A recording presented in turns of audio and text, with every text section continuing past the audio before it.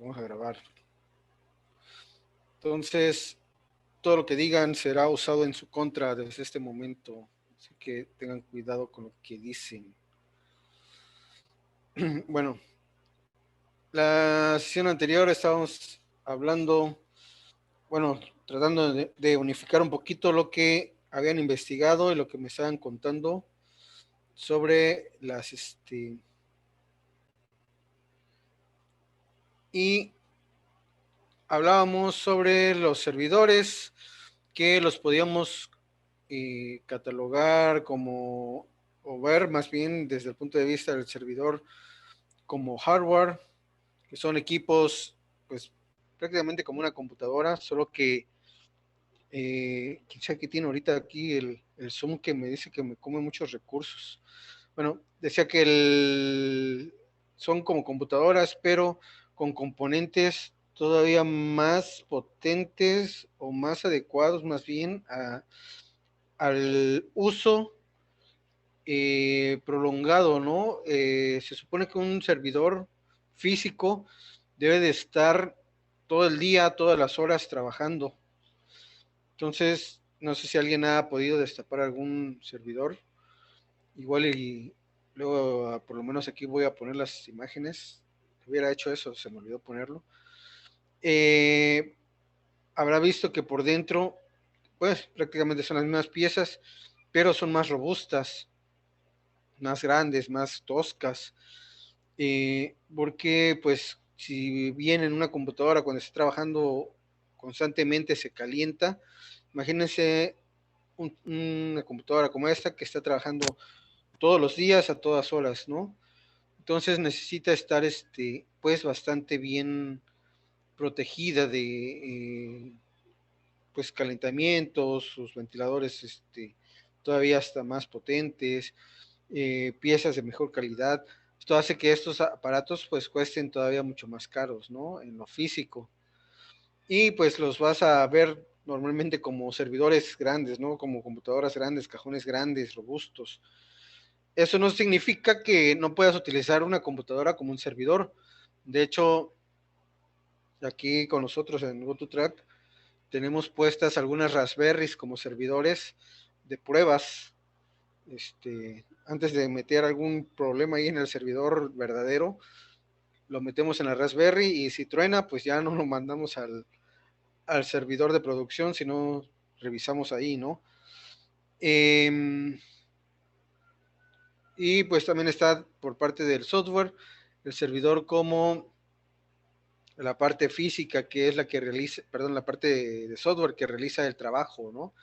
Hablábamos la sesión pasada del ejemplo de Stella con su crush, entrando ahí a ver lo que hacía en la semana y que de repente veía que andaba con la otra, ¿no? Y decía, ¿por qué? ¿Por qué me traicionas? ¿No? Bueno, todo ese software está dedicado a eso, ¿no? A realizar algún trabajo en específico para que tú no tengas que estar cargando en tu celular la aplicación con todo el programa de trabajo del Facebook, ¿no? Nada más traes cargando una versión de conexión, a lo mejor de guardado de datos, de algunos datos, ¿no? Bueno, no sé exactamente porque no he visto el código de Facebook ni creo que me lo quieran mostrar, pero pues me imagino que debe de tener algún tipo de software que te extrae fotos, te guarda fotos y hace la conexión con el Facebook, ¿no? Para que tú las puedas estar importando y exportando, ¿no? Pero todas las conexiones, toda la conexión de las redes de Facebook y todo eso, pues lo hace una computadora externa, ¿no? A tu celular o a tu PC. Probamos también que en la red, bueno, uno de los componentes, pues también son sus tarjetas de red. Obviamente todas las computadoras deben de traer una tarjeta de red. Si no la trae incluida, tú puedes adquirir una y colocarla. Por ejemplo, hoy en día, bueno, la mayoría de las laptops ya no traen ni siquiera su conexión RJ45, ¿no? La conexión Ethernet. Si no lo haces por Wi-Fi. Tenía una computadora chiquita que se descompuso por ahí, que no tenía la conexión RJ45, la Ethernet. Y pues sí, ok, me conectaba por Wi-Fi y todo lo que quieras, pero de repente cuando la formateaba y no tenía los controladores y eso, se me hacía un poco difícil porque si no agarraba el Wi-Fi, ¿cómo rayos me metía a internet para hacer eso, no? Tenía que agarrar otra computadora, buscar los drivers, inyectárselas por USB y así volver a echarla a andar, ¿no?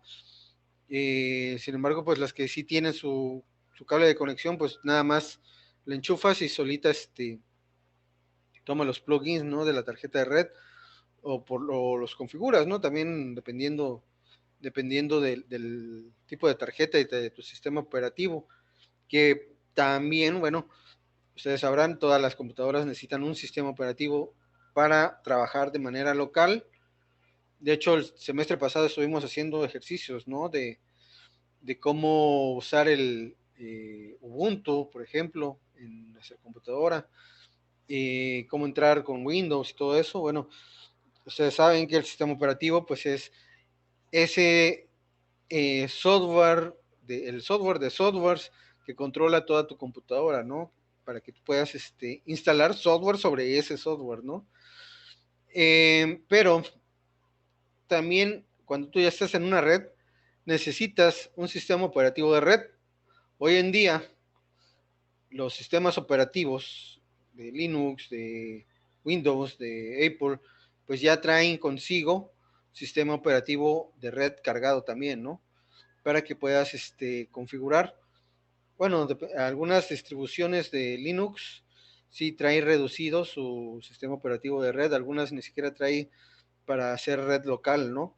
Porque, bueno, en Linux ustedes saben que muchos distribuciones pues están hechos como a la medida, como para, de repente, para computadoras viejas, que tienen pocos recursos y pues no le cargas un sistema operativo de red y todo eso porque pues no la vas a meter a red o no te importa meter la red porque a lo mejor ni siquiera tiene tarjeta de red, ¿no? De lo vieja que está. Nada más quieres que funcione, ¿no? Pero en lo general, cualquier sistema operativo, pues, de una computadora mediana, ya incluye su sistema operativo de red.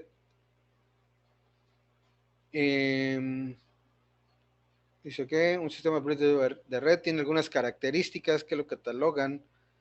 Algunas de ellas son las siguientes: conecta todos los equipos y los recursos de red, coordina las funciones de todos los periféricos y recursos, proporciona seguridad controlando el acceso a los datos y recursos, optimiza la utilización de los recursos y la gestión de recursos y equipos de la red se realiza de forma centralizada.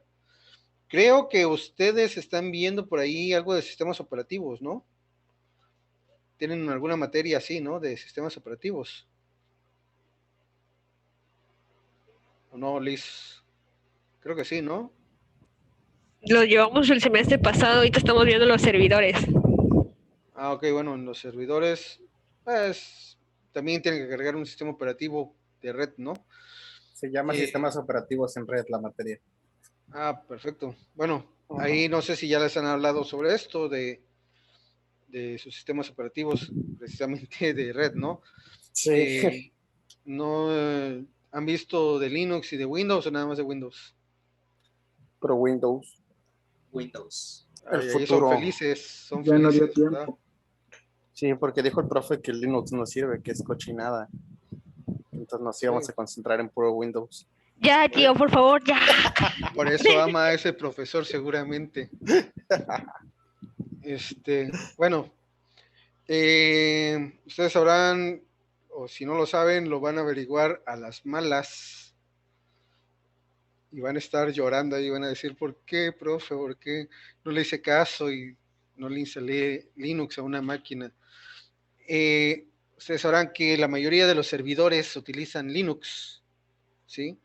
Creo que más o menos habíamos platicado algo de eso alguna vez el semestre anterior. El 90% del internet está en servidores Linux. Si es bueno, es bastante estable el servicio de red de Linux. Eh, digamos que en las escuelas, sobre todo gringas, pues, y las buenas escuelas, sabrán que son algo caras, ¿no? Las colegiaturas, o sea, ni siquiera, no tienen nada que ver con lo que pagan ustedes, ¿no? Están demasiado caras, ¿no? Para nosotros, bueno, por lo menos para mí, ¿no? Entonces, normalmente tratan de, pues, tener práctica en algo que sea económico o barato, o, bueno, económico y barato es lo mismo, ¿no? O gratuito, ¿no? Ustedes sabrán que Linux nació en una de estas universidades con la idea de esto, ¿no? De hacer que los muchachos se desarrollaran. Y pues sí, los muchachos sobre todo son los que empiezan a ver esto por su propia cuenta. O sea, creo que ni siquiera los profesores le están diciendo, entren, busquen en Linux y eso. O sea, ya por default ellos tratan de aprender esto. Digamos que desde el origen, desde la idea de que Linux era gratuito, lo adoptaron y así fue como los servidores empezaron a tomar este tipo de sistema operativo. Al inicio, pues sí usaban Windows, más que nada, ¿no? Porque era el sistema operativo reinante por excelencia, ¿no? Para todos lados. Pero desde que se empezó a volver más popular esto de Linux, todo empezó a agarrar pues este tipo de sistema operativo porque los muchachos practicaban mucho de esto y pues ya se quedó como que la tendencia, la costumbre. Entonces, se van a encontrar en el mercado muchos servidores, la gran mayoría en Linux. Van a tener que aprenderse comandos en Linux. Los comandos bash son muy similares a los de MC2, pero pues obviamente con algunas diferencias por ahí.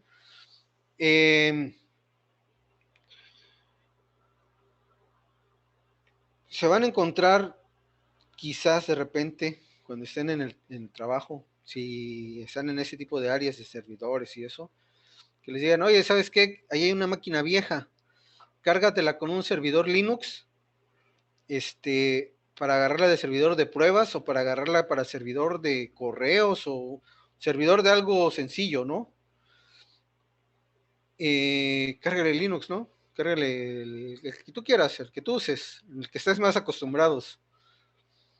Y va a ir Giovanni le va a decir, ay, no, es que Windows es el mejor. Van a decir, no, pues es que no le cabe, ¿no? Por eso agárrate un Linux, el que tú quieras, ¿no? O sea, que no me guste, no quiere decir que no lo sepa hacer y que no lo conozca. No, pues si ya conociéndole, usted va a decir que no, ya O estoy sea, yo segurísimo. desde la secundaria, profe, tenía yo como 13 años, fue la Ajá. primera vez que instalé Ubuntu y desde ese entonces lo he usado. O sea, tengo como 13 años usando Linux, pero no me gusta. O sea, sé usarlo, pero no me gusta. Es mi único punto. Bueno, entonces le va a decir ahí a la gente, es que no me gusta y no lo quiero instalar, Ay, ¿no? obvio no, obvio si me dicen que lo tienen para ellos, pues se los instalo, pero para mí uso personal no me gusta. Bueno, No tiene nada de malo que a mí no me guste. bueno. Entonces, si digamos que es una máquina vieja, quizás no le cargue un Ubuntu 10.4 o cualquier versión actual, ¿no? Porque pues viene demasiado pesada para una computadora antigua.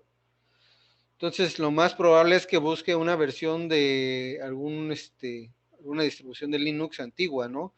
Que esté más de acuerdo al procesador que está utilizando en esa máquina. Y lo más común es que las versiones antiguas no traigan por default pues los servicios de servidor.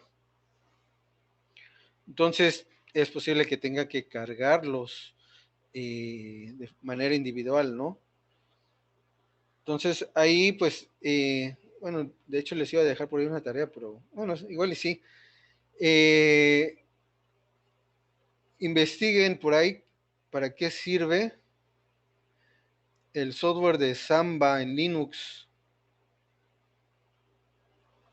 Bueno, me imagino que Linux, que yo sí sabe, ¿no? Que dice que lo ponía desde que estaba de 5 años. Pero por ahí que investiguen qué es Samba. Ya el lunes me comentan que es para ¿cómo se llama? Linux, ¿no? Entonces, tú necesitas cargar esos programitas que te ayuden para poder manejar tus archivos, tus programas y todo en red, ¿no? Si es que no trae la distribución, ese tipo de archivos.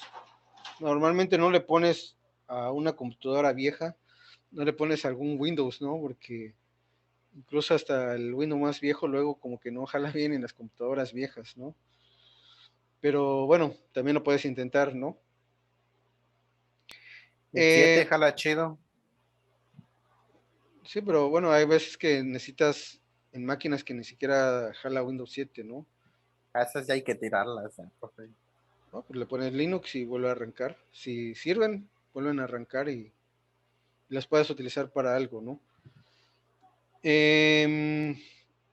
Bueno, entonces, más o menos hemos visto hasta ahorita en la parte física.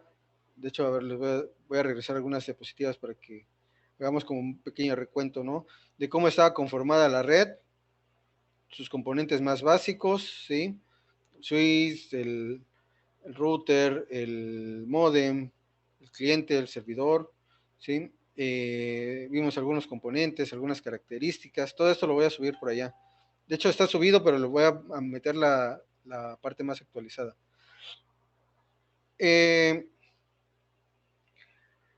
Pero también tenemos algunas definiciones que son muy empleadas por aquí, e incluso por ahí algunos de ustedes las estuvieron nombrando.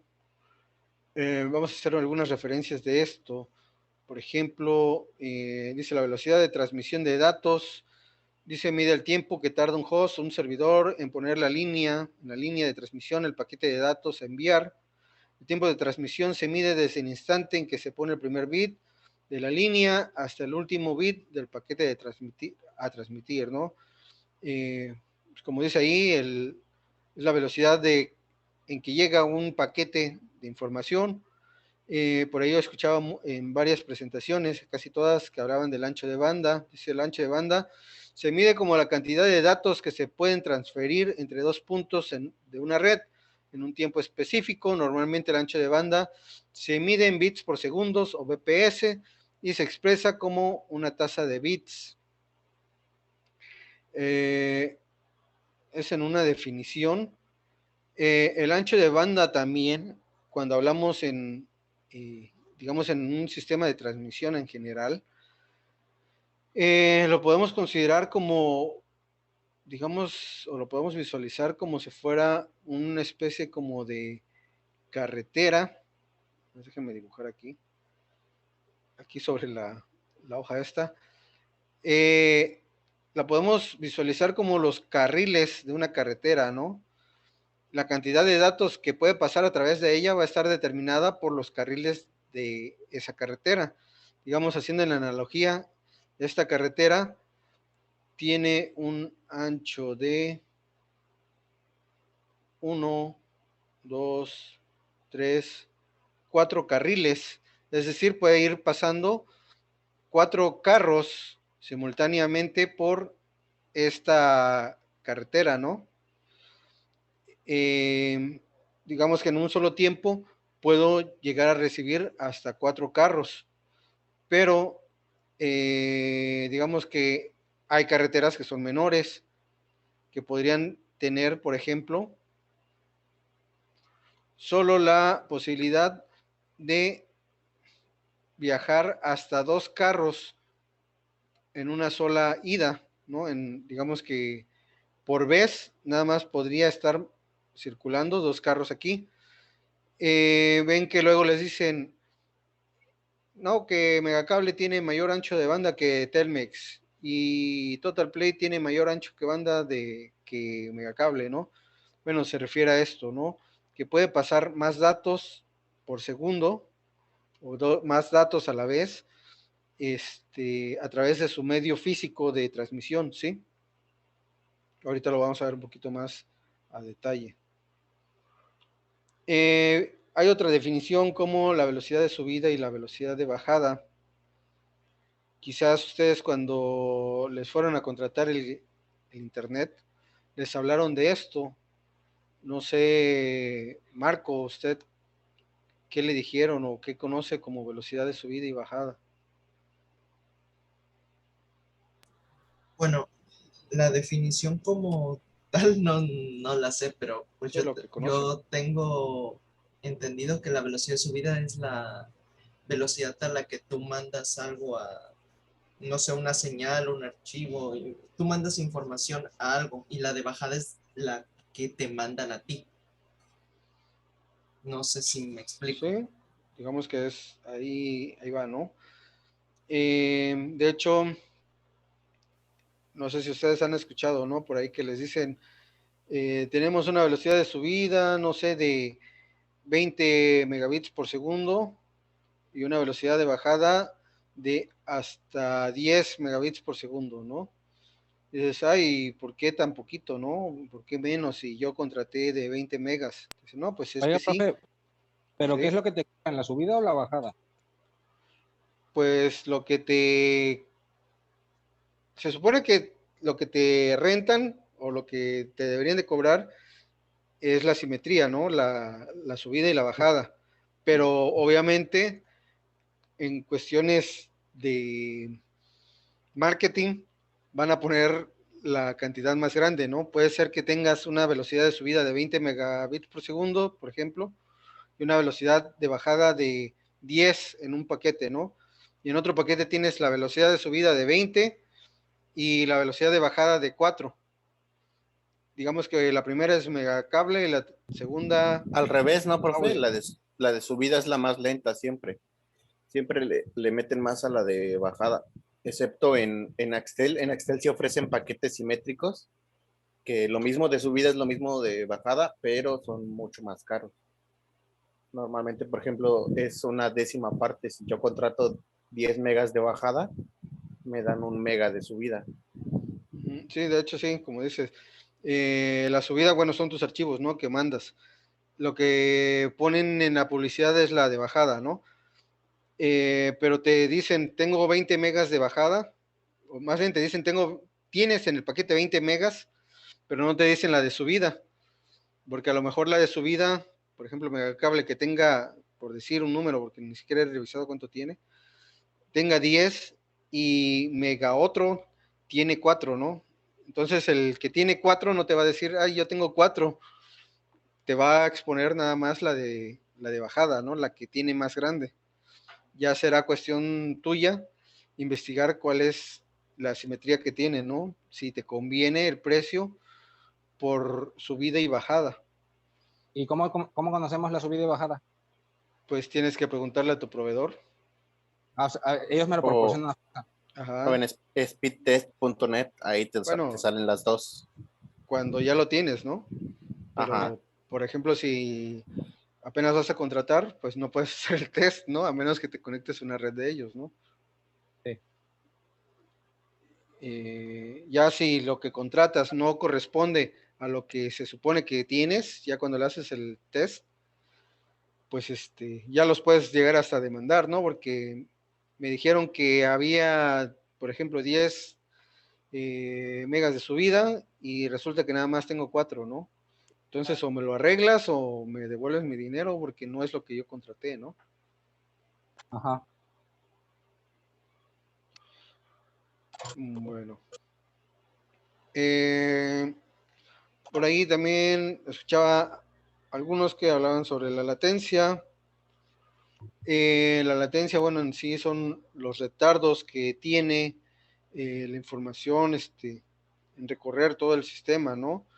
Y está dado por diferentes cuestiones que pasan aquí. Por ejemplo, aquí hablan sobre la latencia de procesamiento. Dice, se define el tiempo que tardan los routers en examinar la cabecera y a su vez la respuesta en determinar a dónde hay que enviar cualquier paquete haciendo una previa comprobación de sus tablas de enrutamiento. Esto lo hace internamente el router. Se tardan décimas de segundo en hacer toda esa decisión, pero pues se va sumando a todo, ¿no? Dice la latencia de cola, tiempo que de espera del paquete para poder ser transmitido a través de un enlace físico. Cabe anotar que no podemos saber previamente si va a haber un retardo de cola o no, ya que este cambia en tiempo real, dependiendo, pues, obviamente, si hay más paquetes en la fila, ¿no? De transmisión es el tiempo que tarda el paquete en arribar hasta el siguiente nodo u otro destino final. Pues también no podemos saber exactamente cuál es el tiempo, solo un estimado ahí, un número como estándar que se puede tener de propagación. Es el tiempo que tarda un bit en propagarse desde un punto cualquiera de origen hasta llegar a uno de destino.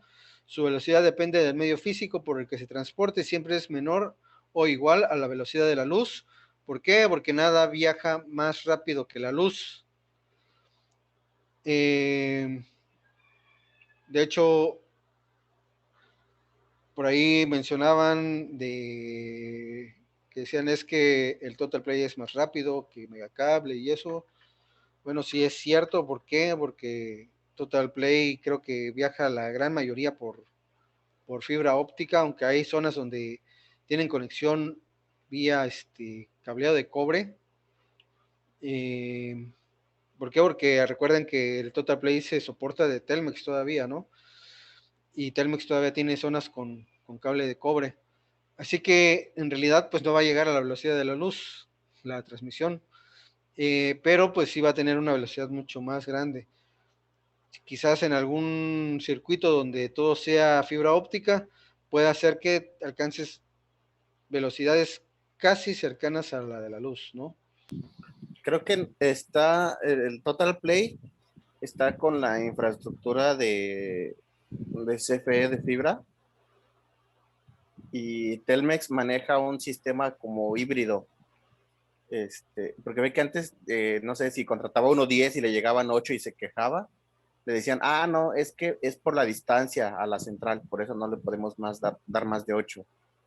Ahora ya lo que manejan es que manejan unos aparatos que se llaman TBAs, que llega por fibra óptica desde Telmex hasta esos aparatos que ponen en las colonias y en esos aparatos se transforma de fibra a cobre y ya lo distribuyen a las casas y ya es como si la central estuviera ahí a 2 cuadras y ya les pueden dar mejores velocidades en cobre. Sí, pues prácticamente aquí aprovechan esto, ¿no? Que la luz pues viaja muchísimo más rápido que una señal eléctrica, ¿sí? Pues es muy bueno para las distancias largas, ¿no? Aparte, si es completamente recto, no tiene dificultades en las conexiones, pues hay menor resistencia de la transmisión del dato. Entonces, ya al llegar, como dice Giovanni, del poste hacia la casa, pues sí, la distancia es mínima. No hay tanto retardo ahí, ¿no? Y bueno, dice aquí el retardo total es la sumatoria de todos los retardos anteriormente enunciados, que te daría la latencia total, ¿no? Comúnmente se asocia la latencia con la banda ancha, pero existe una diferencia sustancial entre ambas. Si bien ambas afectan la velocidad de la conexión, la banda ancha permite que se pueda transmitir una gran cantidad de datos, mientras la latencia determina a qué velocidad se transmite esa cantidad de datos. No es la principal razón por la que tengas latencia, pero sí te ayuda. No es lo mismo que vaya 4 carros al mismo tiempo en una carretera a que vayan 2 carros al mismo tiempo en una carretera. Obviamente va a ir más rápido la que tiene 4 porque